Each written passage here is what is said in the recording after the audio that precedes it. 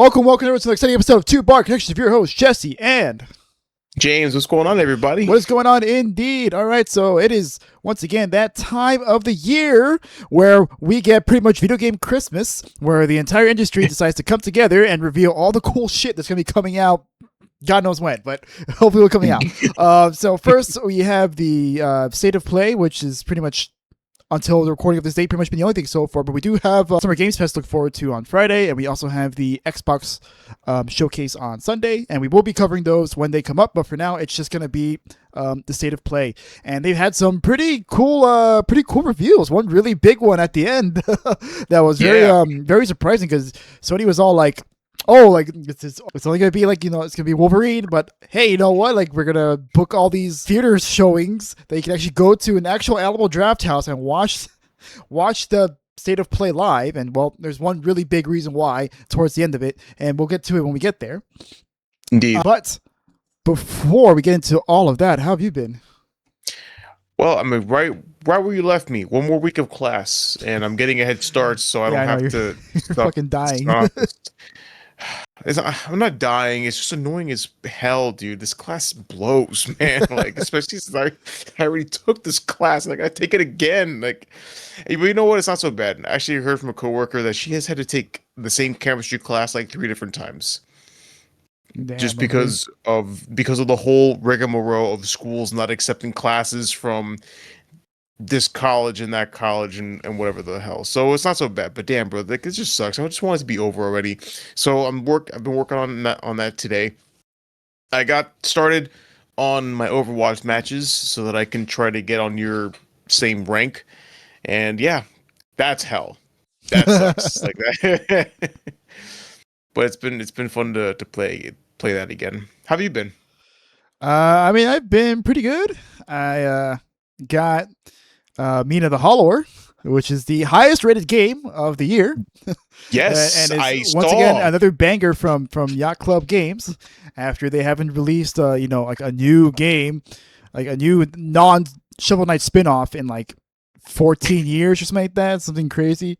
No, like 12 years. I think Shovel Knight came out 2014, somewhere around that time. But yeah, it's their latest game that came out, I think, on the 29th, so it's like 3 days before this recording. Yeah. And yeah, this is a great game. It's clearly made with a lot of love and passion, and like it's nostalgic, but at the same time, like it feels fresh with the new things they bring. And this game is just I'm trying to damn music. So I'm yapping here. Oh, okay. Yeah, but like as you can see, like it's very much like a Zelda like game. Except it's just like really fucking hard, at least in the beginning. And that's actually been like a common discourse point, because we always got to have some discourse over something, right? It feels like every like 3 months you're going to have some big discourse over something. This 10 difficulty, right? We've gone time is a flat circle when it comes to video game discourse, man. Once again, we are talking about difficulty and whether this game is too hard or not. Every fucking time and From Soft game comes out, we have to talk about it. When Whole Night Silk Song came out, we had to talk about it. Well, now we're here talking about it yet again. But yeah, like this game is definitely pretty brutal in the beginning because like everything hits really fucking hard. The game is also very open ended. I did not expect this to be so open ended. So like you do the tutorial, right? Like you get on the island which the game takes place on because Mina is an inventor who made some thing called spark generators that help power the island. And then one day the captain of the guards rebelled against the government that's there and started destroying them because he claims that they are actually poisoning the land. So then you go there to try and like fix it and stuff. And then once you do the tutorial, right, the game's like, all right, you can just go wherever the fuck you want, pretty much. It's like it's kind of like Breath of the Wild, or even like closer to like maybe like the very first Zelda game. I'm talking like NES 1980 whatever year that game came out, where you could just do the dungeons in any order you want, and it's just like that. Like you could do the dungeons in any order you want. So yeah. I think like no, it's pretty straightforward. So like the thing is, like I think a lot of people are like just like getting lost and stuff, and like they're running into areas they're not really supposed to be going to, and they're getting their asses kicked. And that's kind of like what leads to the frustrations of the game, because it's very much not a modern game. Like there are some modern amenities to it, right? There are accessibility features that they call them, which are essentially cheat codes. Like you can change things like the game speed, how much damage you take. You can increase your jump size. You can increase like the amount of time you burrow into the ground, which is like how you dodge in the game. It's actually not a traditional dodge like in most games. You actually have to like jump, and then you hold the jump button. And if you hold the jump button, Mina will jump in the air, and then she'll burrow underground. Which is why she's called Hollow, because like that's kind of her thing. Like she hollows the ground and travels around it, and you use that to like avoid attacks and stuff. Of course. And then, No, I'm saying like, damn, like it sounds like you do a lot in this game. Like there's a lot of mechanics that you have to contend with. Well, actually, there's actually not that many mechanics. It's like it's actually a very simple game mechanically speaking, because like you have your jump, burrow, attack, your sub weapon attack. That's it. Your 4 buttons. It's 4 buttons that you got to. But the game does a great job at really maximizing how it utilizes it, especially like when you get to like dungeons and stuff or finding secrets. There are so many secrets in this game, which I think is the best part of it. That the world design of it is so amazingly interconnected with each other. It's like kind of like when you play Dark Souls for the first time and you get to the fuck, I forgot what it's called, but it's like the underground area. It's like the bad area with the abysses, right? And then you take it, and then I couldn't tell you. People who play Dark Souls will know, right? And like you're kind of like wandering around and shit, like, man, where the fuck am I? Like, where am I? And then you just find some elevator there, like, oh, I guess I'll take this elevator up. And then you take the elevator up, and it takes you back to the starting area of the game. It's like, oh shit! Like you have tons of moments like that in Mina the Hollow where it's like, oh shit! Like this leads back to this area, or this connects to this area, or whatever. Okay, I see. And then also like you have the secrets as well. And the game does a really good job at rewarding like your problem solving and your level of intuition. Like for example, there's this shopkeeper named Pinky, and he's in like the second area of the game. And Pinky has a ladder that he uses for his shop. You can actually steal the ladder if you want, but you have to try and figure out how to do it without getting caught. So like first you have to find like the hidden path that leads like behind the shop. Then you can get to the ladder, but then he can still catch you from there. So the thing is, I figured it out, right? I noticed that every time I bought an item, he would move the ladder to a spot that aligned with whatever the menu was, because it goes from like left to right, right? When you buy the items. So like I saw that he moved it like from left to right and stuff. And then from my previous attempts trying to steal it, I noticed that like you have to walk past a certain point for him to catch you. But like if you stick to the leftmost part or the rightmost part, he won't catch you. So I bought an item that was on the rightmost side, went around, burrowed underground, grabbed the ladder, and then took the ladder to pick up the upgrade that's in the back. But then there's more. You can actually take the ladder like pretty much throughout the entire level and use it to access a bunch of different areas. Oh shit. Like one of them is like leads to like a trinket that you get, which trinkets are like your items that you they're like equipables that you use that like give you like gameplay modifiers and stuff. Like increases like how much time you can burrow underground, increases your damage. Makes it sound like when you jump up in the air, like you do damage to them, or like if you jump at the right time, you'll do like a parry attack or whatever.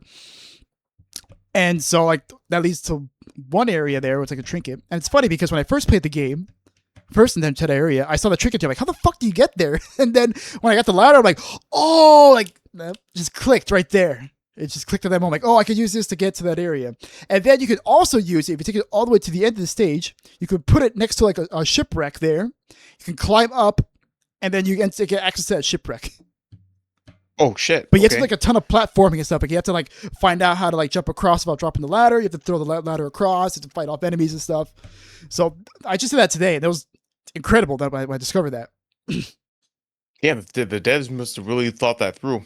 I imagine how many moments they have. I'm wondering how many moments like that they have throughout the whole level.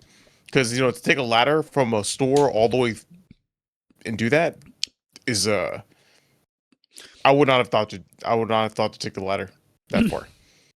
Yeah, I mean there are definitely like a lot of moments like that. Like there's also stuff like involving like a statue head in the first. I don't want to spoil too much, right? But there's something kind of similar that involves like a statue head, and you have to find out like how to first get to the statue head, and you have to find out how to take the statue head back to like some spot. But the funny thing is like you won't notice it at first. Right, that's kind of like the genius of this game, where like things that like you don't really like, you kind of take for granted, like it clicks in your head. Like to me, like that's just amazing when a game does that. When a game, like shows you something that's seemingly inconsequential, and then it shows you something later on, and then you make the connection yourself to go like, oh, if I do this, then this happens, and I unlock this area. And there's things like that happening all the time. all the bro. time. That's cool. That's cool. How long were they working on Mina the Hollower? 6 years. They were working on it for Damn, 6 years because, well, I mean, a lot of it is also because like they were split between projects. I mean, Yacht Club Games, actually, they said that like this is their game, that they're kind of like their make or break game. Because really, yeah, because they kind of over delivered and over promised with Shovel Knight. So Shovel Knight was actually a Kickstarter game, and it was kind of like a passion project they wanted to work on, because they used to be former Way Forward devs, which are the people who worked on Shantae games. But before that, they worked on like ports and stuff, and they wanted to work on something original. And they were like, "Hey, like, can we work on this?" And Way Forward executives like, "No, you don't really want to like devote resources to that." So they left, went off on their own, started Kickstarter, and then they funded the absolute shit out of it. They funded they like crushed all of their goals. And part of their goals was that they promised to give expansions. So pretty much each expansion was pretty much like a new game where you play as one of the bosses from Shovel Knight, and they get like their own campaign. Mm-hmm. The problem is that they kind of gave all that for free, so they made no money off of it. And then they worked on like other games on the side too. Like they did like Shovel Knight Dig. There was like some like Shovel Knight Rumble game or something like that. But they didn't sell like super amazing. But they were able to live off pretty well off Shovel Knight, because Shovel Knight sold like millions and millions of copies. It was a massive success. Yeah. Well, that's why I'm surprised when you tell me that Mina the Hollower was their make or break game. Yeah, because like they burned through all that money like just making other stuff, and then they also they split their teams up. One team would work on a 3D Shovel Knight game, and the other team worked on Mina the Hollower. Eventually, they were like, okay, like this 3D Shovel Knight thing is kind of like not working out, so let's just get everyone over to Mina the Hollower, because they're a small studio. They're only 15 people. Oh crap! I didn't realize they were. That small. They're a very, very small studio. So it's only 15 guys working there. And so you can imagine a 15 split. It did. Now it slow things down a lot. So like, okay, let's just focus on Mina. Let's get it out as soon as we can, and then we'll finish our 3D game. And hey, lo and behold, here we are today. Highest rated game of the year. We'll probably win Indie Game of the Year so far. We'll see. It will most likely win Indie Game of the Year. Like, I really can't imagine something beating this. Like, it's just ticking all the boxes for everyone out there. But yeah, actually, Jason Schreier has a great video on it talking about it. He actually just started a YouTube channel where he talks about stuff like that. Oh, he did? Yeah. It's a good video. It's a good video. I mean, it's kind of like just it's like a fireside chat. There's no like fancy presentation or something, but it's just him talking to the camera. Be like, hey, like this is why it took so long. It's like the story of Yacht Club and why like they are where they are. But luckily, they have sold 300,000 copies in 3 days, and the game was nice. number 2, I think, or number 1 in the Switch eShop. And I know on Steam it was like in the top 20, I think. Top 20 highest selling games. So like it's seemingly doing very well for itself. Now whether it's good enough to help Yacht Club get out of their dire straits is another story. But at least on paper so far, it seems like it's doing pretty damn well. Nice. Well, good luck to them, dude. I mean, you've been singing its praises, and I actually love watching you play while I suffer with my homework. So yeah. I think they'll do just fine with the. Hope you're right. Yeah, I just knocked my water bottle over. That's all. Oh, it's sealed. It's sealed though. So. Yeah, and also I think you keep your computer on the other side of the table. Yeah. So you're fine. Yeah. Meanwhile, I have my water like directly over my stuff, but I have like but I have like 2 layers. I have like 2 layers of table to protect it. Yeah. Well, I think it sounds like they're going to be just fine though. They seem to be selling pretty well, and people love to support their indie titles. So yeah, and this is true indie, right? They have no publisher. They did everything themselves, developed it themselves, and they published it themselves, just like they did with Shovel Knight. Mm-hmm. But overall, it's a great game. I don't know if I would put it above Pragmata. I think Pragmata is still probably my game of the year. Okay. If only because like Mina's can feel a little uneven at times with like how the way the game plays. A lot of like they made like a lot of like weird decisions that I don't really like, and you need trinkets to kind of like get rid of that in order to make it like function how it should function. Like for example, your healing, you can't use your healing items until you hit an enemy. Like so, like you have flasks, right? It's kind of like weird. it's kind of like a weird version of Bloodborne's rally system. So in Bloodborne, when you get hit, a portion of your life bar turns yellow, and if you hit the enemy back, you gain that portion back. Oh yeah, I know. I remember that from I think Lies of P. Lies of P has that too. It's the same yes. exact system. Sorry, that's. But Lies of P it's triggered by blocking. It's not triggered by taking damage. I think. Yes, that's why I said it was similar. Yeah. I haven't played Bloodborne, so my frame of reference is Lies of P. Forgive me. So then, like in Mina, you have to like hit them in order to like charge it up your plasma, as they call it, the yellow portion, and then you can use your healing item. But it can make it very frustrating to get through platform sections of the game when there's no enemies to hit, because the platform is fucking hard. Like it's really hard. There's trinkets later on in the game that you get that can kind of trivialize it, but in the beginning it's very hard, which is why like the beginning portion of the game is like kind of a big filter. But like once you get over that big hump, the game becomes much easier. To the point where you can just like stat check enemies, pretty much. Like you really don't need to be that good at the comic. Like I feel like I'm just stat checking enemies, which is another thing I'm not really like a big fan of. I would have liked it if they had kept it like in that sweet spot between like it's like really fucking hard and like okay, I'm just stat checking everything at this point. Mm-hmm. Okay, but still, so overall, like great game. Overall, great game. Cool. All right, yeah. Nice. Highly recommend it to anybody, and it's only $20. Yeah, indie title. It's a $20 game, just like how Silksong was. Silksong was $20. Except those guys were like filthy fucking rich because there was only 3 dudes. Yeah, and Hollow Knight showed like 10 million copies, I think, for $20. I think so. So those guys are millionaires. And then some, dude. And then some, because they just that's like what 200 million. Like if you don't count like obviously splitting with like Steam and PlayStation and stuff and discounts and all that shit. Yeah, they easily could have made over 100 million off that game. And so between the 3 of them, yeah, they're good. That's why they took like 8 years because like fuck it, we can do it. We can afford to. No, yeah, well, not just afford to, but they even came out and said like, yeah, no, we're actually just having fun playing the game itself. That we kind of spend days just playing instead of developing. Instead of developing the game. Well, I mean, I'm sure it's a lot easier to have fun with your game when you're not, depending on it to get groceries tomorrow. This is true. That is also true.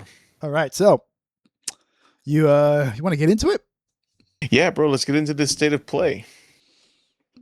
Yeah, man. So PlayStation. I would say it was a pretty solid show so far. I mean, like I think like what they showed at the end kind of did it big for me because like up until that point it was like a lot of like updates and like things like we already knew about and stuff. Yeah,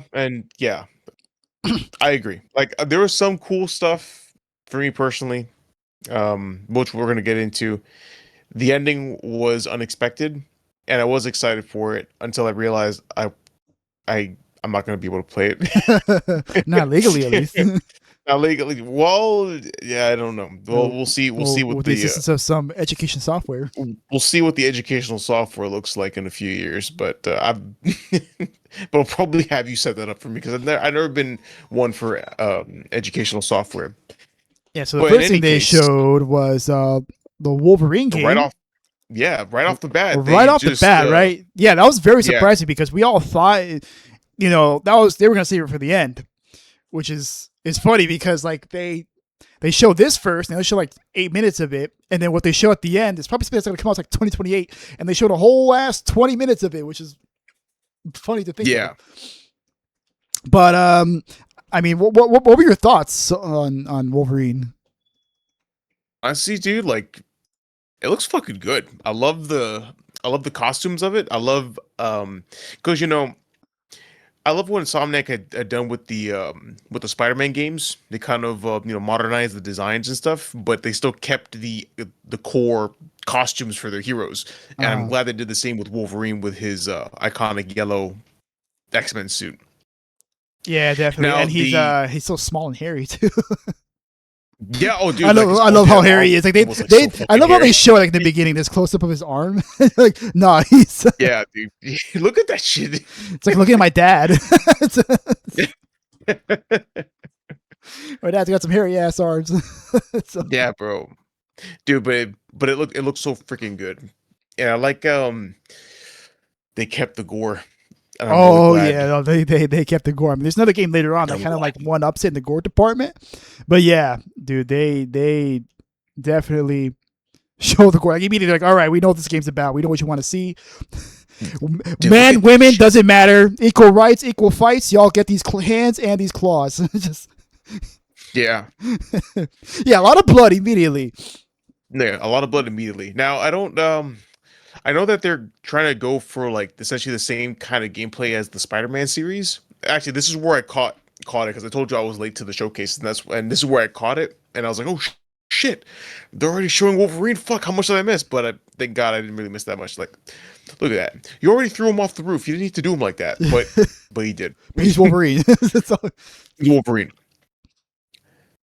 Oh yeah, I like the combat. I like the combat. I don't know how similar they're gonna. Oh, I love how he gets the blood off his claws. Yeah. What were you saying? The combat is obviously it's going to be similar, to Spider-Man or Batman with the free flowing and stuff like that, but they're going to incorporate the Wolverine aspects to it. I don't know. This will be level based. Like it's going to be linear. It's not going to be open world like in Spider-Man. Yeah, I don't think. I mean, I know it's kind of obvious, but still, I can't help but ask. Yeah, it's very much going to be like a traditional Sony first party game, right? Kind of like Uncharted and Last of Us and Ratchet and Clank and stuff. It's gonna be linear, it's level based, it's gonna be really cinematic. I'm totally down for. Cutscenes, yeah, totally down for. Well, this is what a Wolverine game should be like. It'd be kind of weird like if they went like the open world route. I don't know how you do it with Wolverine. It just doesn't seem like his thing. Yeah, Wolverine how much just like go in, and just murder the shit out of everything. Yeah, so murder the shit out of everything, and I'm really glad that they brought in other X-Men. Yeah, they brought in I knew we saw Mystique. Well, we saw Mystique in like the first trailers for it, and then they brought in her. Jean, yep. Yeah, Jean Grey. Yeah, Jean Grey. So I wonder what other X-Men they're going to bring in, and I wonder if they're going to make like a X-Men game eventually, because that would be pretty fucking dope. That would be dope. Oh man, yeah, that would be really dope. I mean, they do show some. Like I know they showed Omega Red in one of the early trailers. And that was a surprise. And they showed Sabretooth at the end of this trailer. I know that. Of course, Sentinels are going to show up. A guy that looks suspiciously like Deadpool. I want to say it as Deadpool, but I don't know, man. I'm not gonna lie, that's a pretty lame looking costume for Deadpool. That's I don't know if that's actually him.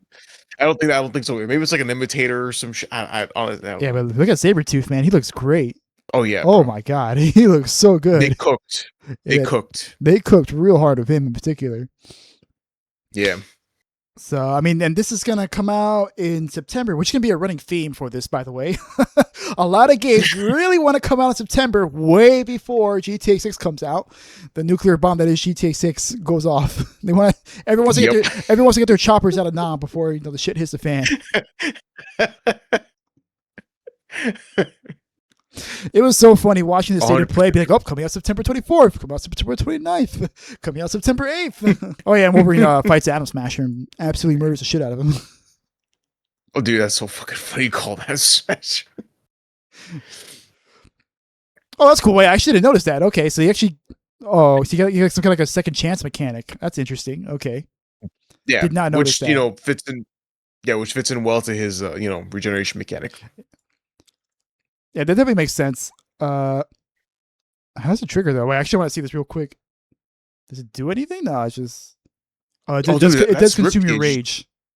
Did you see his ribcage there? Yeah. they went. Yeah, they went. His adamantium ribcage. I was like, oh fuck yeah! Even he's gory. He's just a giant meat sack or a little meat sack. Yeah. There it is. There he is. Oh, dude. Oh yeah, no, he is fucked up. Yeah, you can see like his adamantium skull and stuff. Yeah, they really went in on the details. And I mean, I know I already mentioned like he's small, but like it was great to see him be small. Yeah. I love Hugh Jackman, but Hugh Jackman is too fucking big. That's the one. That was really the one problem with his casting. It's a little nitpick, honestly, because like other than that, he's perfect. Absolutely perfect as Wolverine, but it's just nice to see like a little Wolverine, like a little angry hairball, just murdering the shit out of everybody. For real, dude. It's so good. We need short king representation as the short kings ourselves. We need short. Yes, we are indeed short kings. And I know I'm a short king, even though the doctor says otherwise. He's a liar. No, he's just trying to make you feel good. Doctor says I'm 5'6". I'm like, you bitch, I know better. I literally measured myself. Yeah, well, you know what? It happened to me the other day. It happened to me the other day at work. They're like, oh, how tall are you? And like, the doctor says I'm 5'6". He goes, I think your doctor lied to you. He's like, yeah, I know. Yeah, I'm aware. I'm aware. My dating profile says 5'6". That's what my dating profile says. Yeah. Well, what's a dating profile? I think you're allowed to lie on a dating profile. It's kind of like legally required. It's legally required. Everyone's a fucking liar, especially, women about makeup and then men about height. There you go. See? Yeah. All right. Whatever. Short king representation. Yes. But yes. Yeah. But, okay. The only other thing is, I wish he was a little bulkier. I wish he was a little bit bulkier. Like I'm kind of used to Wolverine being like really like bulky. Like he's like a ball, like a ball of meat and hair. And this he looks a little bit like he's kind of like on the more thinner end of it, which is fine. But I don't know. I just like him looking like a little bulky. Kind of like how he looks like in Marvel Rivals. Like he's really bulky in Marvel Rivals and in so like Marvel vs. Capcom, he's also represented as like being kind of like on the bulky end. This one they went for like a little more like lean, a little bit lean. I mean, he's still pretty bulky, but like lean-ish bulky.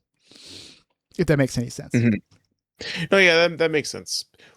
I wonder if, because I know that bulkiness. I mean, I don't know if it's considered like too comic booky for a character to be like that big, because like some of the representations of like Hulk, for example, dude, Hulk is supposed to be a Hulk. He's supposed to be massive, but in some of his more recent interpretations, he was also a little bit on the leaner side, especially in I hate to bring it up, but the Marvel's Avengers, I think they leaned him out. I think they leaned him out way too much for that. I think they kind of did everyone dirty. Marvel's Avengers. They did everyone dirty. They did do everyone dirty. Everyone got dirty, bro. They all got replaced with stunt doubles. I think it is an art, not an art style, but like, wait, can I say art style? Artistic decision. Yeah, it's an artistic decision to inject some more realism into the characters.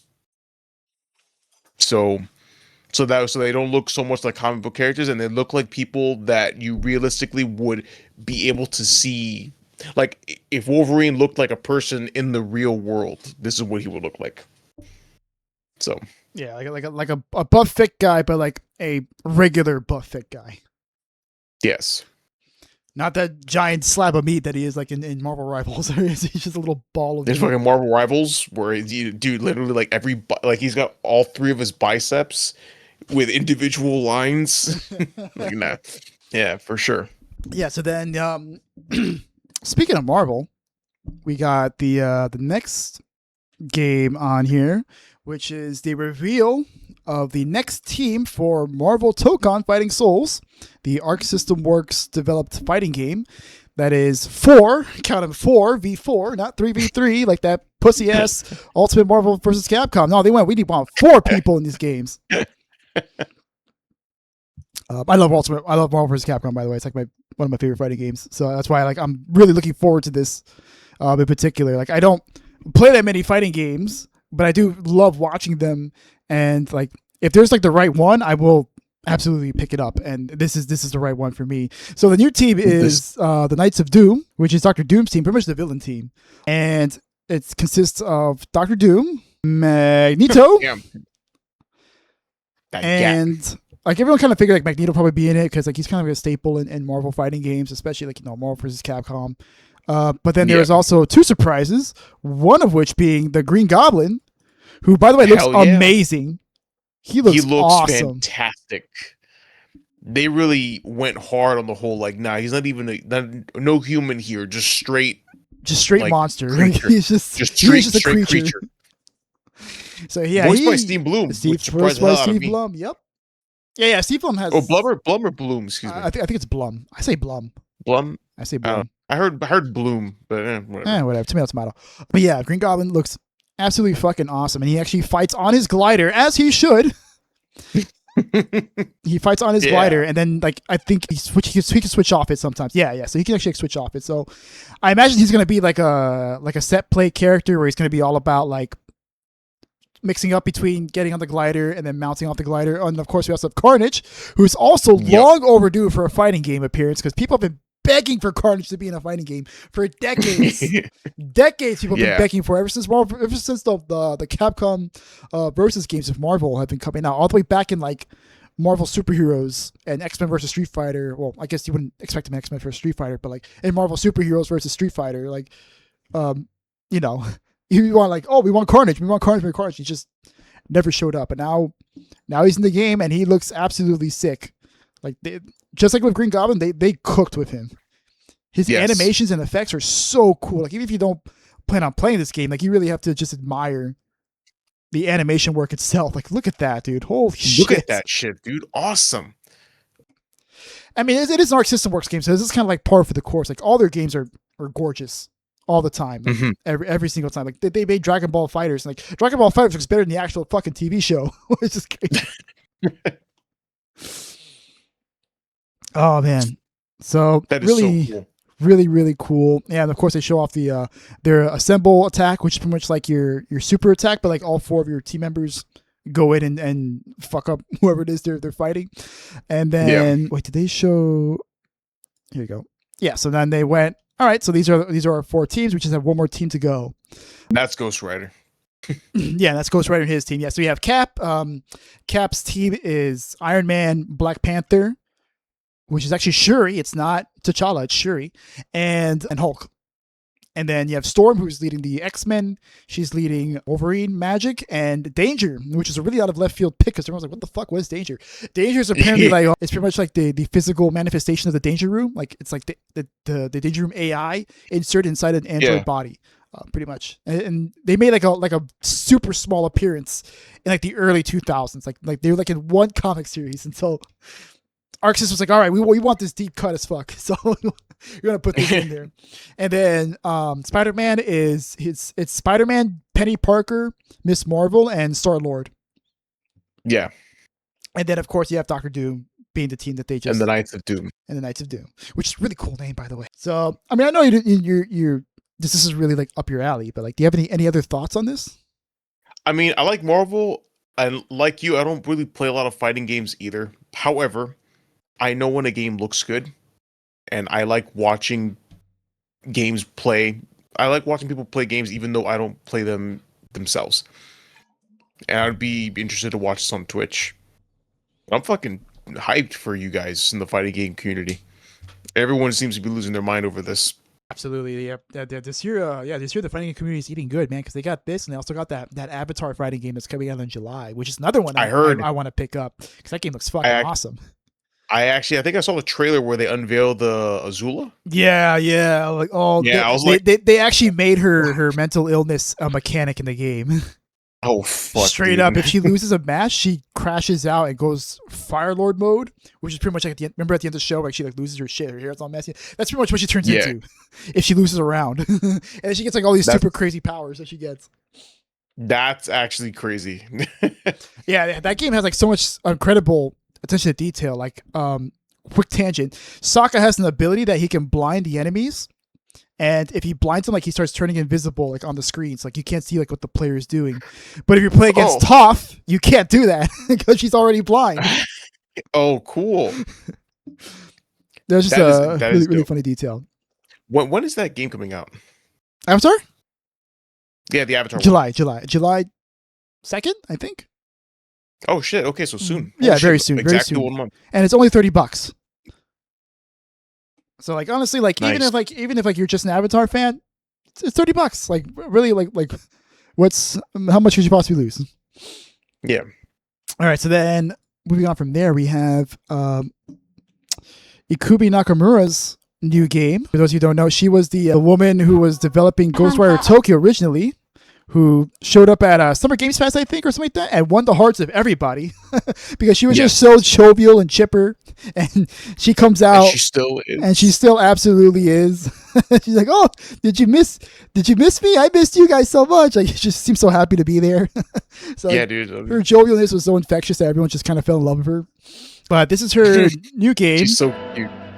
Called Kimuri Hunt the Unseen, which is kind of like not K-pop Demon Hunters the game, because it kind of has, I'm not gonna play the music, but like it kind of has like that like K-pop J-pop kind of like beat to it, and you have like these really like stylishly dressed people going around like fighting demons and stuff. And apparently, like, this is gonna be like it's like kind of like, looks like an action game, like kind of like, you know, like Devil May Cry and stuff, or like Hi-Fi Rush, except it's gonna be 3-player co-op. It will actually be able to play it with 2 other people. And there's actually like different classes and stuff. They showed like there's like a katana wielder, there's a bow person, there's like a shaman that you can play as. So those are like the 3 classes. 3 classes you can yeah, and you're hunting a deep. Oh, you good? Yeah, I'm good. Just gas. That's all.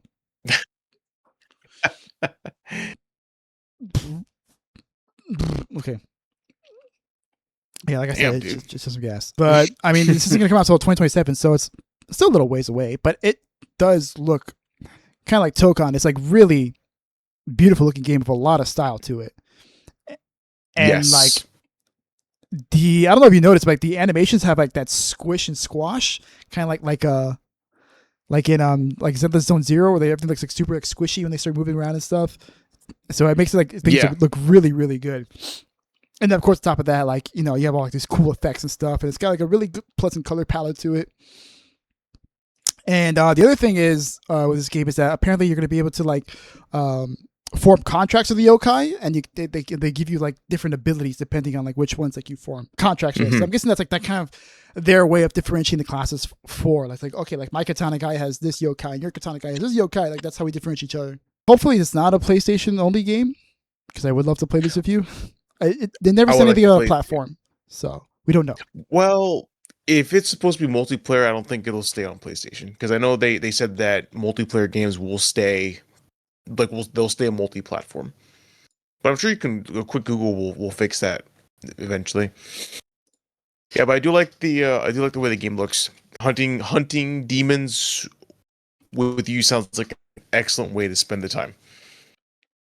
Yeah, I'm not seeing it here on. There's not even a wiki entry. Funny enough, there's no Wikipedia. Oh, I mean, it's probably maybe it just came out. It's probably a brand new entry. I'm sure we'll get more details later. All right, so this one here. She's so cute. Yeah, she's so happy. Oh. Speaking of cute women, or beautiful women in this case. Yes. How about we talk about this one, dude? I know this is way up your alley. This is perfect for you. Well, I mean, they're finally unveiling like the next Tomb Raider game that actually looks like classic Tomb Raider, which I'm pretty happy about. It's been years. I mean, yeah, since this is Tomb Raider Legacy of Atlantis, which I think is a remake. I think it's supposed to be like a remake of one of the games. Yeah, there we go. Give us the money shots. Yeah. Hell yeah! Actually, this is the old one too. This is the old trailer.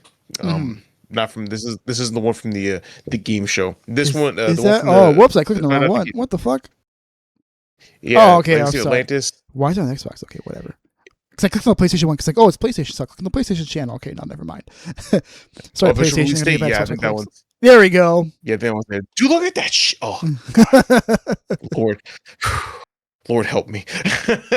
Yes, I know you were a very big Lara Croft fan.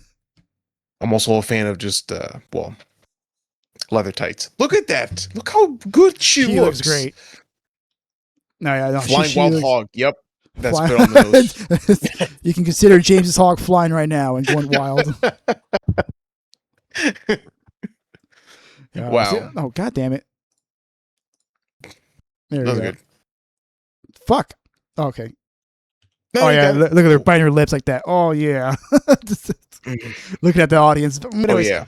But yeah, she looks she looks great. I mean, I have never played a Tomb Raider game, so like my experience is very, very limited with it. So like that's why I'm saying like you should probably be the one like talking about like what were your feelings on seeing this outside of just horny Well, to be fair, like I'm glad that it's a return to the old style of Tomb Raider games because I'm not gonna. You never played the remakes, the what they call the Survivor trilogy? The reboot? No, never. I never played any of them, dude. No, never. Oh Never. damn. None of Honestly, them. I played the first two out of the three. I never played the Shadow of the Tomb Raider because I heard that was the best way to describe it was mixed. But the first two were phenomenal games, especially Rise of the Tomb Raider, where you're in like in Siberia. Mm-hmm. Those are pretty good, but they were not they were nothing like the original Lara Croft adventures, which is what a lot of people were craving. And now we're getting those adventures back. And actually, again, I cannot stress this enough. You should go play a Tomb Raider Legend, I believe. That's my favorite one out of all the Lara Crofts because it has a bunch of what? No, keep going. I'm sorry. Yeah, no, I'm saying it's got the old school Lara Croft gameplay feel with some new mechanics as well, and I think they're actually bringing some of that here, especially the grappling hook. I think I saw a few of those there. Yeah, and that's actually I don't know if you noticed there, but well, besides that, but the really yeah, they got the old like Survivor from the Survivor trilogy costume, which by the way I always did like that look a lot. Like say what you will about the game itself, I did really like the look. Yeah. I like the actress they got, the model they got for her, and I also like the outfit that they got. But like this 100%. Is definitely like closer. This is like that middle ground between like classic Laura and like the newer looking Laura. I think that's what they were trying to go for. I agree 100%. But it's supposed to come out February 12th, which is actually pushed back from its original date. I think it's supposed to come out like October or something like that. I believe so, yes. But I guess everyone's trying to avoid the fallout. They don't want that GTA smoke. No, they don't want the GTA smoke. Something else too that I wanted to say, as far as the Lara Croft games are concerned. So in the Survivor trilogy, they had puzzles, but they were they're very simple. Like the majority of the game, you spent it really doing the story, doing the survival mechanics, and it played a lot like an Uncharted game, but like with lack of puzzles. I've never played Uncharted, so take that comparison with a grain of salt. I mean, but I'm sure Uncharted had Uncharted doing a lot of jumping and shooting, like this first jump shoot the game. Exactly, but I'm assuming Uncharted had actual puzzles though. They were very simple. Okay, then never mind. In these old games, the puzzles were actually hard as fuck. So I would like to see a return to that. Yeah, I think that would be cool. I want more difficult puzzles because it feels like everyone just kind of gave up on puzzles. Like the modern gaming industry is like, all right, that's too hard. We don't want the dum-dums to return it, so we want their money. So we gotta make these puzzles easy. Well, not just the dum-dums, but we have a lot of people that don't even have the attention span to like do a puzzle. Like they'll try it for 2 seconds and then just go look up a wiki later. It's like, and then you have the developers like, oh, why waste time on making a puzzle? Just focus on like literally everything else. It's like, no, we want the puzzle, damn it. Give us the puzzle, especially if you're doing a remake of one of the believe the first Tomb Raider, you got to put puzzles in. Nah, definitely. Do it. Also cool that they included in dinosaurs, just like how they included dinosaurs in this game, The Lost Wild. Yes. Which was something you want to put on the list. I'm guessing because it's a horror game. It's probably a horror game. But it does look really cool. I will say it seems like it's gonna be like RE7, but like dinosaurs, right? And it's funny watching this. I was like, man, like Capcom's really dropping the ball with not getting a Dino Crisis game out there, dude. Because it's like, wow, this is like what a reboot of a Dino Crisis could possibly look like. I mean, I wouldn't want that, but like it would be there. Well, I always, at least from what I've seen you play, Dino Crisis always looked more like not really horror, but you were able to hold your own against the dinosaurs because the main character had like a weapon. But this looks more like Jurassic Park. Number 2 is just an arcade shooter. Oh, but the one was more like this. One is like survival horror. No, it's pure survival horror in the first game. Like you have like no ammo, no items, nothing. Like you just have to run around. And like you're solving puzzles and shit. No, number two, you're just shooting shit. Number 2, you are just running down corridors. Just it's super fun. I love it. I actually don't like the original one that much because the original one is like 90% puzzles Like you actually don't fight that many dinosaurs, and the dinosaurs you do fight like murder the fucking shit out of you. So like you're better off just running most of the time. Oh, that's pretty lame. I hope they don't do it for the Lost World of I'm sorry, Lost Wild. The Lost Wild. Yeah. Yeah, but honestly, I like the atmosphere that it has. And like I said, or like I'm mistaken for it, it kind of reminds me of Jurassic Park, except if it was a lot more serious undertone. I thought it was going to be a Jurassic Park game. Yeah, especially with how close, like, the Lost Wild. Like, yeah. But like I'm watching the trailer, I'm like, oh, is this a Jurassic Park game? Are they gonna do like another one? It's interesting. Annapurna is getting in on that, but okay, that seems kind of cool. It's like, oh, it's a Lost Wild. Okay, it's not. It's a legally distinct Lost World. It is exactly what it is. Legally distinct Jurassic Park. But honestly, as much as I made fun of it and laugh at it, I'm actually totally down with this idea, and I hope that it is not a PS5 exclusive. But considering this is this looks like it's going to be a single player game, and PlayStation is going to be pulling back now, and all their single player games are going to be on PlayStation, which sad. I would like to play this game. I'm sure it'll be multi-platform. I don't think it's being published by Annapurna, so I'm pretty sure they're going to want it to be multi-platform. Unless they just got a really good deal with Sony to only release it on PS5. I only ask because usually if they're going to release on other platforms, they say it right there.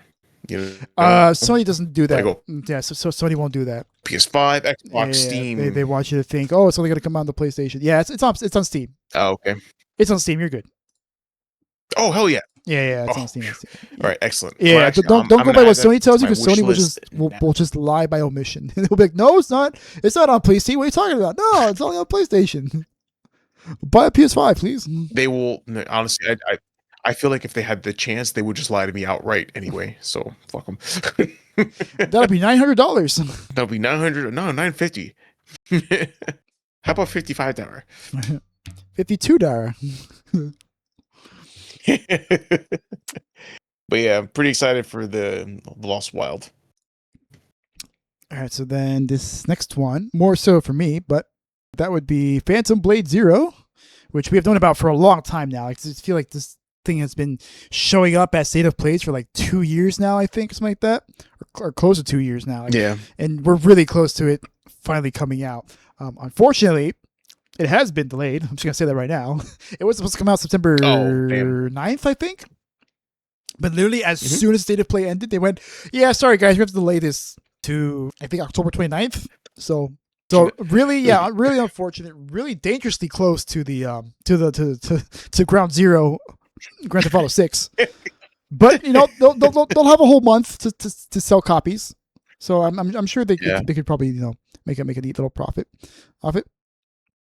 Yeah, this is a crazy looking Chinese waifu action game that's being developed by S Game is what they're called. And the funny thing is, like, this is actually supposed to be like, so the guy who was making this actually worked on like Flash games, and like he had like a small Flash game that he released, something like that. Like he released it like 10 years ago, and apparently this is supposed to be like a sequel to that, which is really funny to think of. Yeah, that's I'm actually having trouble like wrapping my head around that. Yeah. It looks pretty though. It's really weird. Yeah, but this was kind of more like a tease. They didn't really show like too much, but they were also like, oh yeah, like we're gonna show like a full trailer later on. We're also gonna have a State of Play devoted to it, which is interesting to learn about. But one of the things, so they just pretty much just showed off like some of the enemies and stuff, some cool looking environments. So like I don't know like if you've seen like actual like full on gameplay of it, but I actually want to show you real quick. Yeah, show me the gameplay. I want to see it. So like this is actually one of the boss fights in the game, and it goes fucking hard. Like actually, hold on. Actually, let me play the music too, because the music like goes so well with it, I think. So they showed this off a long time ago. Like, there's actually multiple like gameplay videos of it where like you see people playing like the full on levels and stuff, because it was playable like at Gamescom, I think, and I think it was playable at Gamescom, so people got like a lot of footage out of it. But this is like one of the boss fights in the game, and it looks fucking insane. It's like you're fighting like this like guy who controls puppets and stuff, and like you fight like all of them at the same time. Like you fight like there's like 7 guys, so like you fight at the same time. It looks super cool. Unfortunately, my internet is gone to shit, so like it looks a little blurry. I'm gonna say it. Ooh. I think it looks pretty good here. Yeah, but like you can see like the crazy animation work. They actually got look at this. Wow. So cool. They actually got a Hong Kong fight choreographer to help them with the animations of the game and help with the mocap of it. Wow. So that's why like it looks so fucking fluid and cool with all these crazy over-the-top moves they have. And even though you might be looking at it and thinking like, oh, it's a Souls, like no, it's not a Souls. They say like it's not a Souls like. It's more like Ninja Gaiden or something. Like it has Souls like isms in it, where like they wanted to like make like cool levels with lots of secrets and stuff and alternate paths. But like the game itself is like very much an action game. That looks so good. And there's actually like another phase, I think, like where the music actually really goes in on. So like, this thing can fucking load up. Yeah, so then like all the puppets like summon a string, and then they hit the main puppet, and then it just goes fucking ham.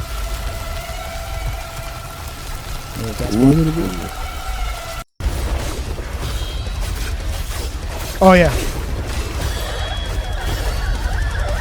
Oh, I see he switched weapons to something a little more quick. Yeah.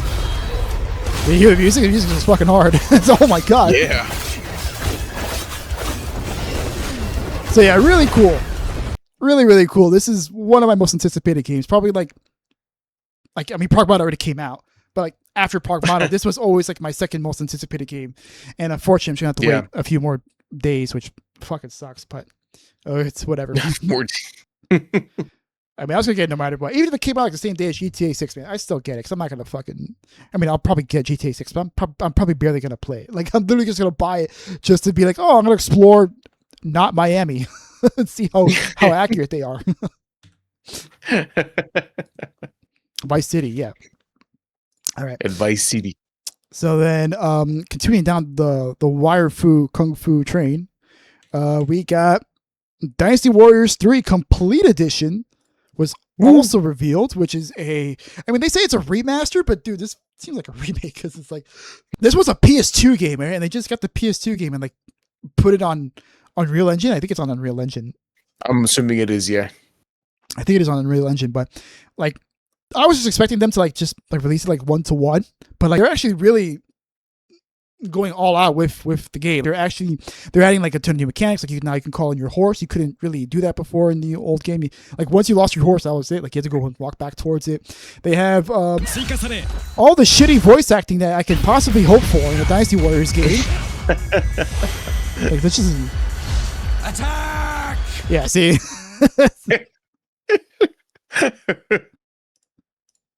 Like that's Dynasty Warriors 2, I remember. Yeah, so you can also dodging, which was down the game, just evasion, dodging, counterattacking. Obviously, none of these things were in the game, the original game, because, you know, it was a PS2 game from like 2001, I think. So it wasn't going to have all that cool stuff. Yeah, just power guarding, all that stuff. And then they even have like new side stories that you could do. So this game's going to be packed with content, because even the original Dynasty Warriors 3 had a ton of content in it. And so now it's going to have even more. Now it's going to have even more. Yeah, challenge mode, weapon fusions are going to be do. Yep, 2-player co-op. Yeah, that was in the original game. Editing officers, or editing openings. I'm sorry, editing openings. Right? There's like, I don't really know what this would apply to. That seems to be new. I don't remember that being in the original game, to be honest. And they're even adding the protagonist from Dynasty Warriors Origins that just came out. I know, actually, no, it didn't just came out. It came out last year. It came out last January, but it's just interesting that they're deciding to put him in. So I'm definitely excited for this because I love Dynasty Warriors games. They're my guilty pleasure. They're the great games that you can just turn your brain off and just mash some buttons, watch some guys fly around as you swing around your 50-foot long sword or spear and they just blast like dudes away. It's great. Just put on a podcast and listen to it while you just slice people away. Definitely really excited for that.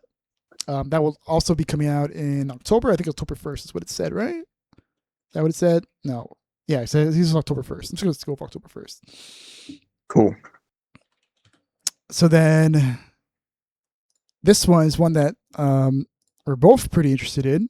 Yes. That would be Ill, which it's called ill because it's gonna make you feel ill from all the fucking crazy gore effects during this game. Because look at this shit. Oh my god, it's disgusting. Look at this crap. It is insane, like how gross this game looks. It looks so nasty. It's like some of the most realistic looking gore I've seen, dude. Bruh, monsters that like literally smile at you like that is always unsettling, always unnerving. Yeah. Oh god. Oh my god. Look, dude. And it's funny because it really looks like there's gonna be like the whole dismember mechanic from Dead Space, but I don't think it's gonna work that well because it looks like these people, these monsters or these zombies, like I don't even know what you call these zombies. They'll be able to reattach your. Oh my god, that looks terrifying. Oh Jesus Christ, how horrifying! Yeah, that looks terrifying. Yeah, yeah. Look at that. Oh, the arm just flew right off. Looks so gross, but so cool at the same time. Yeah, it's terrible. Yeah, they're really proud of this dismemberment system. There's also like oh wait, yeah, hold on. And the way they just slump over is like kind of realistic too. It's like, oh my god. Yeah. Oh Jesus. Yeah, it's like, oh, that's a little much. And there's also like one more where like he like stabs one of them in the neck. I don't think this was from the State of Play trailer. Oh shit! 11 months God ago. Damn it! I did it again. Thank you for telling me that. There we go. Okay. There we go. That's it. Yeah. Because I mean, still horrifying. Like, yeah. Hold on. Sorry. I saw a clip from a meme there, and I was like, "Wait." Yeah. There you go. Oh. There you go. Yeah, honestly, I wonder if YouTube will allow this. Yeah. Sorry. I don't know. Sorry, YouTube. Whatever. My god. We'll age restrict it. Fuck it. Here you go. Oh god, that bites into you and shit. Yeah, keep looking. Wait, there's a part here where where you cut the head off and it'll actually show. Hang on. No, not there. Here? No. Nah. There. No. Wait. Oh, here. Oh yeah, there. Look. Wait, no. But let that part let that part play. Such realistic bleeding. Yeah, this game looks fucking crazy. Dude, look at that. Nothing scarier than a man smiling at you covered in blood with his cock out and an axe. Oh my god, wait, that's actually censored. Oh shit. Yeah. Okay, no, because I thought these zombies they didn't have. No, he's there, floppy wiener in the wind. Flopping wieners. Oh, here, look. Yeah. Dismembered, and then look, it grows like a fucking claw and like starts to crawl. No. Oh no! Oh fuck! That's gonna be so good. It's like some shit out of The Thing. Oh my god, dude! Yes, that's exactly what I thought too. The Thing. Great movie, by the way. Yes, fantastic movie. Great movie. Oh my god. Well, we're still going on horror. Okay, this is the right. Okay, yes. Okay. Now I'm checking. Now I'm like, is this the right? Wait, this is the first time I show it. Okay. Official announced trailer. No, yeah. Because this is. I'm fucking losing my goddamn mind over this. Okay. It's all good. No, but this is it. This is the trailer you're looking for.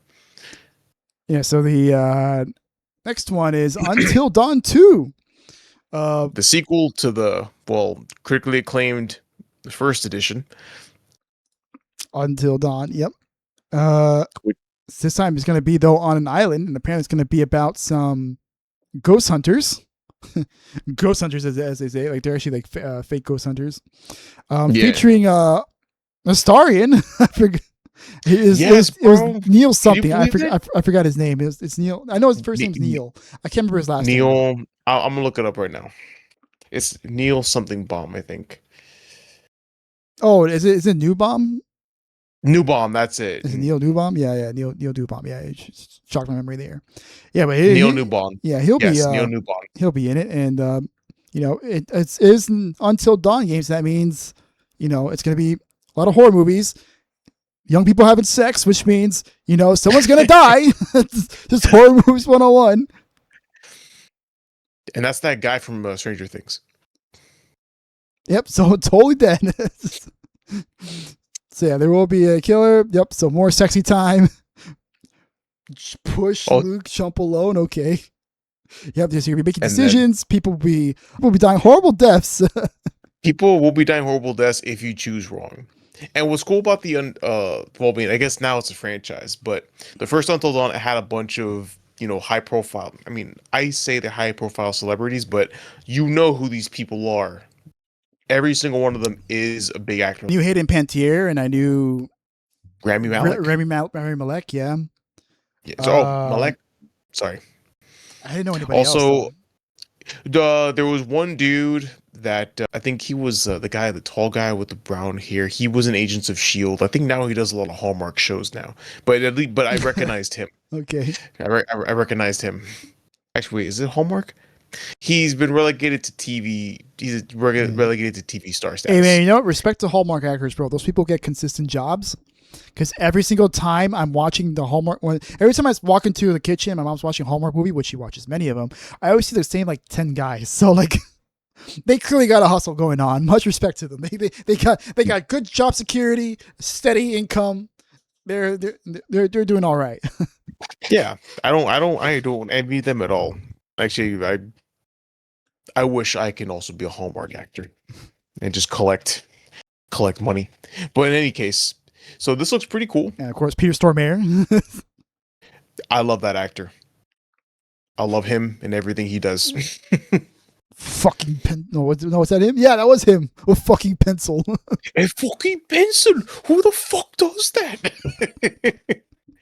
Also, I will say though, I loved him. I loved his rendition of the devil in Constantine, the one with Keanu Reeves. No, I haven't seen that yet.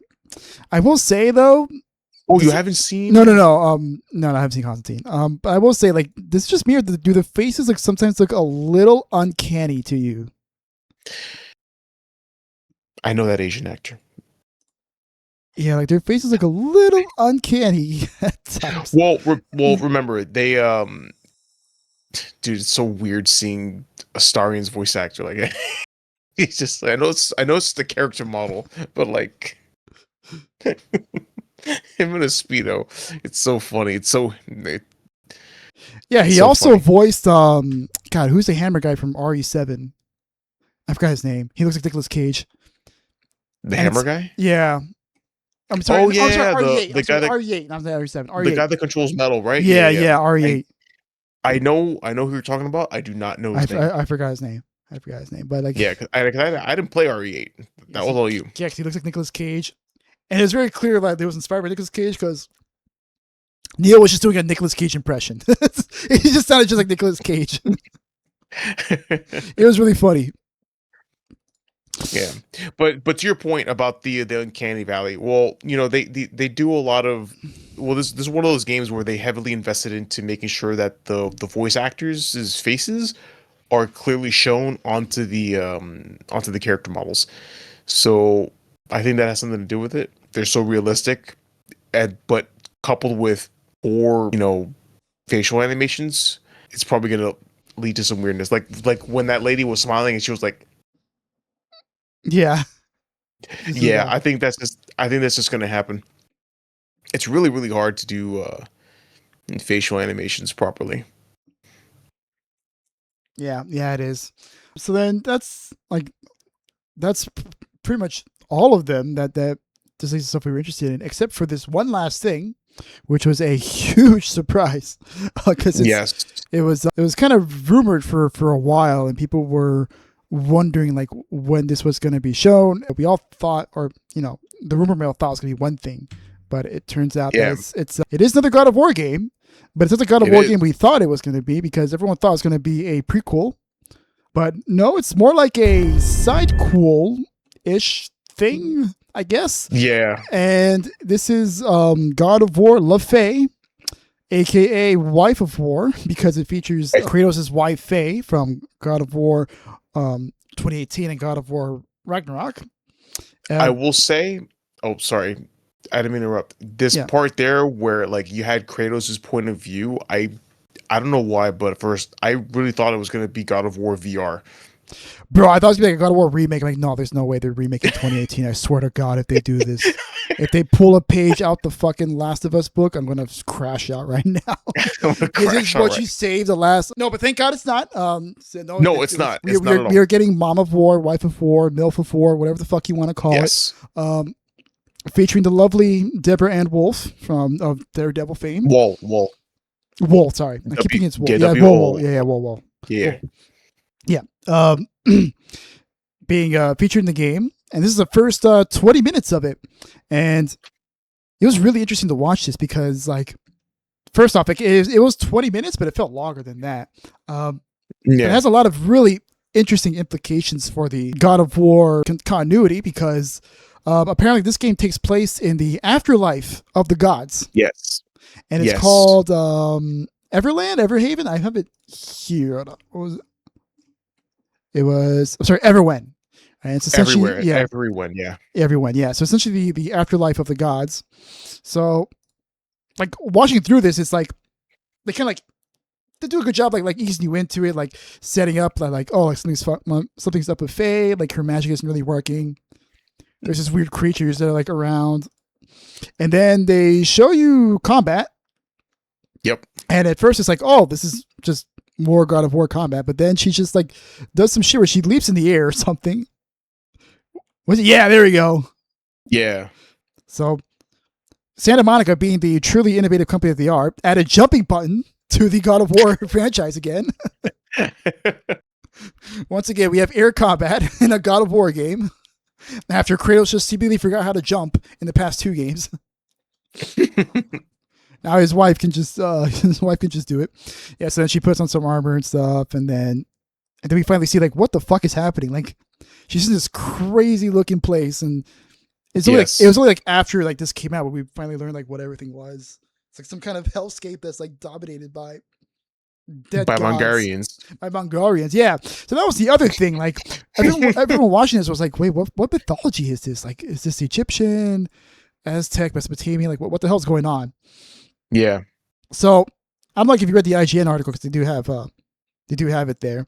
But no, I didn't read. So this. So I only. What were you gonna say? Sorry, I was gonna say I only knew it was Mongolian because the subtitles said Mongolian speak. So I was like, oh, hello, Mongolian. Goddamn Mongolians! Yeah. You got it. Stop destroying my shitty wall. That's exactly what I thought. Wait, but we're quoting South Park, by the way. We're not being offensive to Asians. All right, we're quoting South Park. Calm down. We love Mongolians. Yeah, this guy is, what's his name? I had it here. Bex, I guess that's how you say it. Yes. And he is the Mongolian God of War. And apparently his name is actually for armor in Mongolian. And then there's also his side piece here that they. Oh wait, shit. Yeah, I could show her. There she is. And this is Sekhmet, who is a goddess from Egyptian mythology, who was apparently actually created by Ra to actually punish mankind for their sins. But apparently she got a little too good at her job, and she almost like wiped out humanity. So they had to banish her. And I'm guessing like that's how she ended up here, because they just like, okay, like we can't have you killing everybody, so we got to kill you and like send you back to Everwen or whatever this place is called. That's pretty good. So like this is them like being like, okay, we don't want to be tied to any mythologies anymore. We want all the mythologies. Like this is their way of getting all the mythologies in by just unifying them all within like one universe that is Everwen. Yes. So this will definitely be interesting because everyone's like, oh man, what's the next mythology going to be? Everyone for the longest time thought it was going to be Egyptian. And then Santa Monica was like, okay, yeah, it's going to be Egyptian, but it's also going to be Mongolian and all this other shit that's been going on. So it's going to be a hodgepodge. Yeah. It's going to be like a huge hodgepodge. It's going to be everything. Like whatever the fuck we want. We're going to throw it in there. I was going to say something else, but I forgot. So, shit. Yeah, absolutely. Whoops. I accidentally pressed the button there. A little bit forward, a little more. There you go. God, dude. It looks so good. Yeah. Beats the shit out of her, by the way. She's like, hey, touch me again. And like, no. Oh, you mean like this? Clocks her in the face. So then, like, creepy snake lady segment, then goes off to deal with some kind of problem. Because apparently, according to by the way, this thing looks super cool. Whatever that is. Yeah. Incredibly animated. Apparently, according to Corey Barlog, like this place is kind of like, oh fucking A. I did it again. Sorry, accidentally. Yeah, according to Corey Barlog, this place is kind of like it's like a battle royale going on in there. It's like yeah, all these people are assholes. It's like if you put a bunch of billionaires on an island, they all just start fighting each other. That's pretty much how we described Everhaven. It's like or Everwen. It's like yeah, this is like Everyone. This place is an absolute hellscape because the gods are assholes and they all want to kill each other for power. Hell yeah. Which, I mean, sounds about right considering, God of War's depiction of gods up until this point. Indeed. Because, like, even the Norse gods, like, got done dirty because, like, I don't know too much about Norse mythology, but from what I know, the Norse gods, like, aren't, like, super huge assholes, at least compared to the Greek gods. Greek gods are just assholes, period. But, like, the Norse gods, like, they're kind of cool sometimes. From what I remember, like what little I know about Norse mythology. Yeah, I don't know much about Norse mythology either, but they pick and choose. But from what I've heard, Odin was always kind of a dick. Okay, all right. So then they. Oh, whoops! God damn it! Can you off? It's up to her. Yes. Then Faye gets thrown in the cage, and then she meets a fucking Jello cube. And a sword. Well, no, not a sword, a talking ribbon. Yeah, I'm not gonna lie to you, dude. This kind of took me out. Like, what the fuck is this thing? It's fun. It's kind of funny because I'm like, what? Okay, I'm not sure if I win this. But then as it went along, I was actually kind of fucked with it because it was kind of funny because apparently, so this is Frank. The Jello is Frank. Frank. Yes. Franquue. Yeah, no F. And then the ribbon is Rue. And then that's the sword that Rue is attached to. We don't know what it is. Apparently it's something really scary that even the gods in that area are kind of scared of. Because they're like, oh, yeah, you don't want to hang on that sword too much, Faye. Like, and she's like, oh, no, it seems like a cool sword to me. But then, you get the sword. You free Mr. Jello boy out. Oh, you get to this part. And then, yeah, this is when it, like, shit goes crazy because it's like, oh, okay, we're just going nuts, right? She Doctor Strange's the next guy she hits. Like that's the best way to describe it. She just Doctor Strange's some poor goon's ass, and then fucks him up. Oh, I'll see it right here. Right here, ready? Boom. There you go. Yeah, so this was really cool. It's like, oh, okay, that was, and then you threw their soul at them, and then they exploded. And then she just does a bunch of crazy shit. The ribbon starts flying around, hitting them. Yeah, so super cool, flashy looking comic. Like, oh, okay, like this is definitely something that's gonna be very different from traditional God of War, or from God of War 2018. It's gonna be like more in line with like how God of War 1, 2, and 3 was like super flashy, acrobatic combat. Yeah. That looks so cool. Oh man, that was a cool animation. Yeah, then she has like a dodge where she like becomes intangible for a bit. So they keep going through the fight and stuff, and then Big Boy comes back, the Mongolian. He comes back. Yeah, and then Frank comes into the fight. Yeah, and he's helping out too. And I'm like, yo, what the fuck is happening right now? I'm not gonna lie, it was funny watching him like shuffle around and stuff. There was one shot also of him coming from off screen that made me laugh. It was so funny. Yeah, and he's like bouncing on people's heads. So yeah, it seems like Frank is gonna be like the Atreus of the game, which is really fun to think of. It's like, oh, who are we gonna replace our small boy protagonist with? I know this talking Jello.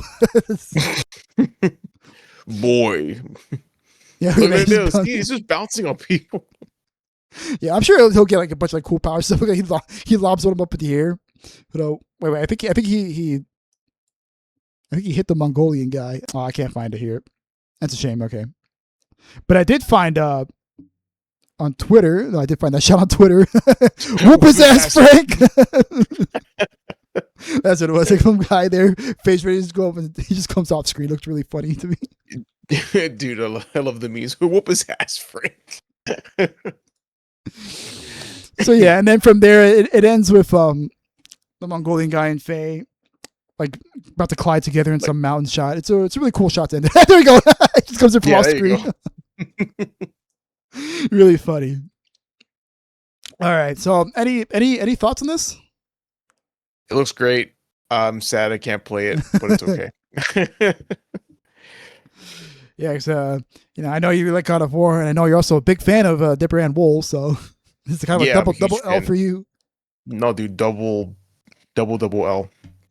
Especially since the actual like setting looks pretty dope. The everyone and have all these different mythologies come together and just like for the story, like I don't know what the story will be, but I want to experience it. Yeah, well, I mean, it is taking place at the same time as God of War 2018, but Corey Barlock does say that this is like a continuation of like the God of War story. So I imagine like Ty might work like kind of like in the fucked up way there, and they might. I don't know how Ragnarok ends, so like because I never played Ragnarok, but I imagine like it'll probably try and tie into Ragnarok in some way. But Ragnarok is on PC, so you can't play that. That I can, yes. Well, I should probably buy it before they take it down. No, I don't think they'll do that, but. I would not put it past Sony to engage in some tomfuckery like that. But it's a good looking game. I'm pretty excited. I have reservations about the cube. I need to learn more about this cube. I'm sold on the cube. The cube's hilarious. I love it. It's just a talking Jello that just helps you fight battles. It's so stupid. It's so funny. I love it. It's so dumb. I love it. For sure. Yeah, so really, really big surprise. And like I said, man, I really thought like what this was. I thought that's what Wolverine was going to be like at the end. Like, oh, they're going to show like 20 minutes of Wolverine or whatever. They're going to show like a playthrough, like a whole level all the way through. But no, they're showing some game that's probably going to come out to like 2028 the soonest. Maybe 2027, like late 2027. But definitely, this isn't coming out for a while. For sure, yeah. It's going to be a long time. You think 2028? I'm saying 2028, 2027, late 2027 the soonest. Okay. But I would not be surprised if it came out in 2028. I can see that. Because this was I don't think I'll go past that because like I'm sure they were working on this at the same time as God of War Ragnarok, because I know that Corey Barlock didn't actually work on Ragnarok, but he worked on 2018. Mm-hmm. Yeah, he actually went off he worked as like a supervisor for Ragnarok, but like when you're a supervisor, you're not really doing all that much, probably. Yeah. So I imagine he was working on this at the same time. So, I mean, hopefully, comes out sooner rather than later because it does look really, really cool. I do got to play Ragnarok. I definitely got to try and play Ragnarok at some time. Me too, but I have enough games to play. Yes. So yes, you do. I cannot. I'll grab it on sale to add to my fucking giant backlog. All right. So it's getting kind of late. It's very late. Oh, it is. We started recording later than we should have. That's because I had some stuff to do. So how about you sign us off? Okay. Absolutely, my friend. Alrighty. Hey guys, thank you so much for watching this episode of the Two Bar Connection. We really appreciate you guys giving us a watch. Please subscribe to the channel if you haven't already. Leave a like down below. And also leave a comment if there's any games you want us to play or if there's any news stories you want us to cover. Best way to watch us is here on YouTube, but you could also catch audio-only versions of the podcast, which we have on Spotify, Apple Podcasts, and Amazon Music. We also have a Twitter. No, we will not call it X. And you can find us at our Twitter handle, @2BarPodcast. So, give us a follow, tag us in some memes, and, we can have some discourse about games and stuff. Yeah, so once again, thank you for watching. Thank you for listening. Good morning, good afternoon, good evening, wherever you are. Peace. Bye, everybody.